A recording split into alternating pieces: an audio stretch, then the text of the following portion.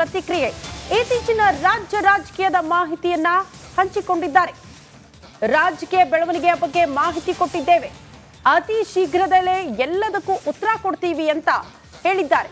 ಕೆಲವೇ ದಿನಗಳಲ್ಲಿ ಸೀಟು ಹಂಚಿಕೆ ಬಗ್ಗೆ ತೀರ್ಮಾನ ಆಗುತ್ತೆ. ಕೋಲಾರ, ಮಂಡ್ಯ, ಹಾಸನದಲ್ಲಿ ಜೆಡಿಎಸ್ಗೆ ಒಲವಿದೆ. ಸೀಟು ಹಂಚಿಕೆಯ ಬಗ್ಗೆ ಯಾವುದೇ ಗೊಂದಲ ಇಲ್ಲ. ಕೋಲಾರ, ಮಂಡ್ಯ, ಹಾಸನದ ಮೇಲೆ ಜೆಡಿಎಸ್ ಕಣ್ಣು. ಪರೋಕ್ಷವಾಗಿ 3 ಕ್ಷೇತ್ರದ ಬಗ್ಗೆ ನಿಖಿಲ್ ಕುಮಾರಸ್ವಾಮಿ ಅವರು ಮಾತನಾಡಿದ್ದಾರೆ. ಬಿಜೆಪಿ ನಾಯಕರ ಭೇಟಿಯ ಬಳಿಕ ಮೊದಲ ಪ್ರತಿಕ್ರಿಯೆ, ಏನೆಲ್ಲ ಚರ್ಚೆ ಆಯಿತು ಅನ್ನುವಂತಹ ವಿಚಾರಕ್ಕೆ ಸಂಬಂಧಪಟ್ಟಂತೆ ಕೆಲ ಮಾಹಿತಿನ ಕೊಟ್ಟಿದ್ದಾರೆ. ರಾಜ್ಯದ 28 ಲೋಕಸಭಾ ಕ್ಷೇತ್ರದ ಬಗ್ಗೆ ಕಾಳಜಿ ವಹಿಸೋದಕ್ಕೆ ಸೂಚನೆ ನೀಡಲಾಗಿದೆ. ಮಂಡ್ಯದಲ್ಲಿ ನಾನು ನಿಲ್ತೀನೋ ಕುಮಾರಸ್ವಾಮಿನೋ? ಮಂಡ್ಯದಲ್ಲಿ ಸಮರ್ಥ ನಾಯಕರು ಬೆಳೆದಿದ್ದಾರೆ. ಸೀಟು ಹಂಚಿಕೆ ಎನ್ಡಿಎ ಮೈತ್ರಿಕೂಟ ನಿರ್ಧಾರ ಮಾಡುತ್ತೆ.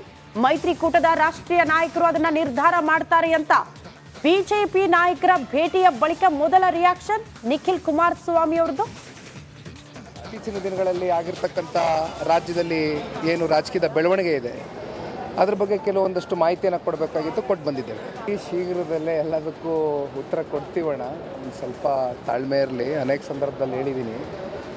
ಬಹುಶಃ ಕೆಲವು ದಿನಗಳಲ್ಲಿ ಇವತ್ತು ಸೀಟಿನ ವಿಚಾರವಾಗಿ, ಹಂಚಿಕೆಯ ವಿಚಾರವಾಗಿ ತೀರ್ಮಾನಗಳಾಗುತ್ತೆ. ರಾಷ್ಟ್ರ ನಾಯಕರುಗಳು ಹಾಗೂ ನಮ್ಮ ಪಕ್ಷದ ವರಿಷ್ಠರು ದೇವೇಗೌಡರು ಸಾಹೇಬರು ಹಾಗೂ ಕುಮಾರಸ್ವಾಮೀಜಿಯವರು ಎಲ್ಲ ಕೂತ್ಕೊಂಡು ತೀರ್ಮಾನ ಮಾಡ್ತೀವಿ ಅತಿ ಶೀಘ್ರ.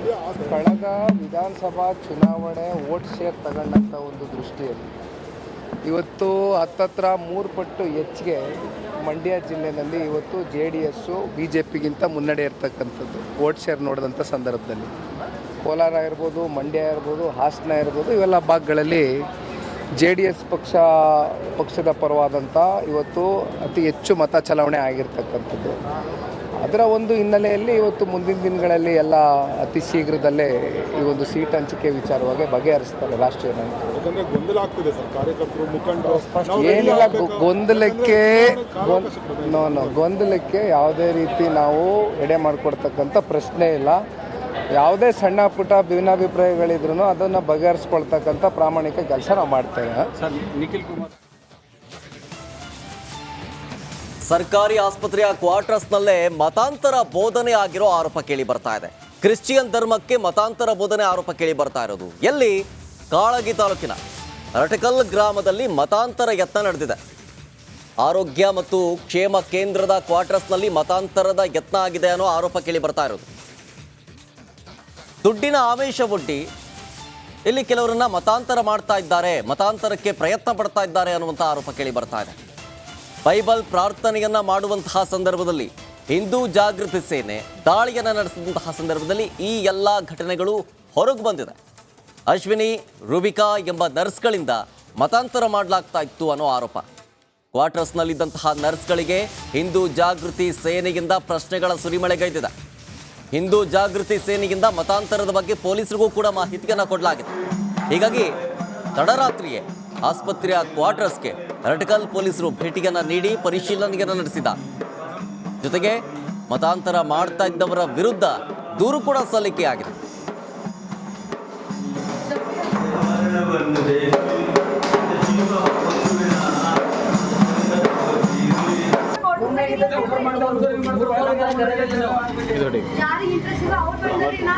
ಯಾರೋ ತಮ್ಮ ಹಿಡಿಬೇಕು ಮಗ ಫ್ಯಾಮಿಲಿ ಮೆಂಬರ್ಸ್ ಅಂತ ಅವರು ಒಳ ಬೇರೆದವ್ರನ್ನ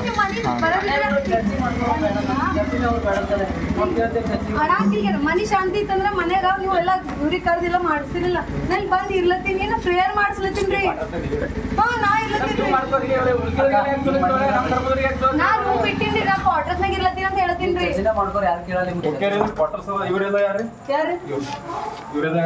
ಯಾರಂದ್ರೆ ಅವ್ರಿಗೆ ಇಂಟ್ರೆಸ್ಟ್ ಇದೆ ಬಂದ್ ಕುಂತಾರ್ರಿ. ನಿಮ್ ಗುಡಿಗೆಲ್ಲ ನಾವು ಕ್ರಿಶ್ಚಿಯನ್ಸ್ ಅವರೆಲ್ಲ ಬರಲ್ಲೇನ್ರಿ? ಅದು ಬರೀ ಮೇಡಮ್ ಮೂಲಕ ನಾವು ಬರ್ಲಾಕ ಅದಕ್ಕೆ ಹೇಳತ್ತೀನಿ, ಮಾಡೋದು ಇಲ್ಲಿಂದ ಹೇಳತ್ತೇವೆ. ನಾವು ಚರ್ಚ್ನಾಗ ಯಾರು ಬಂದಿದ್ದು ನಾವು ಕೇಳೋಣ. ನಾವು ಗುಡಿ ಯಾರು ಭೀ ಬರ್ತಾರೆ, ಯಾರು ಭೀ ಹೋಗ್ತಾರೆ. ಮನೆ ಪೂಜೆ ಮಾಡಂಗ ಮನೆಗೆ ನಾವು ಪ್ರೇಯರ್ ಮಾಡ್ಕೊಳತ್ತೇವ್ರಿ. ಪ್ರೇಯರ್ ಮಾಡೋದಕ್ಕೆ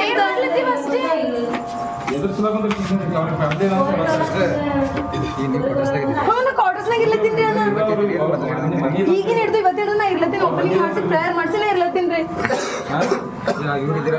ಉಮಾ ಸಿಸ್ಟರ್ ಇದ್ರು ಬಿಟ್ಟು ಹೋದ್ರಿ. ಇಲ್ಲ ಸೈತಾನ್ ಅದ ಏನದ ಅವ್ರಿಗೆ ಆಗ ಸ್ವಲ್ಪ ನಾವು ಪ್ರೇಯರ್ ಮಾಡ್ಲತ್ತೀನಿ. ನಿಮ್ ದೇವ್ರ ಗುಡಿಗೆ ಚಪ್ಲಿ ಹಾಕೊಂಡು ನಾ ಇರ್ಲತ್ತೀನಿ. ನಾವ್ ಮನೆಗೆ ಇರ್ಲತ್ತೀನಿ, ನಾವು ಪ್ರೇಯರ್ ಮಾಡಿಸ್ಕೊಳ್ತೀನಿ. ನೀವೆಲ್ಲ ವಿಡಿಯೋ ಮಾಡಿ ಹಂಗ್ ಮಾಡಿ ಮಾಡಿದ್ರಲ್ಲಿ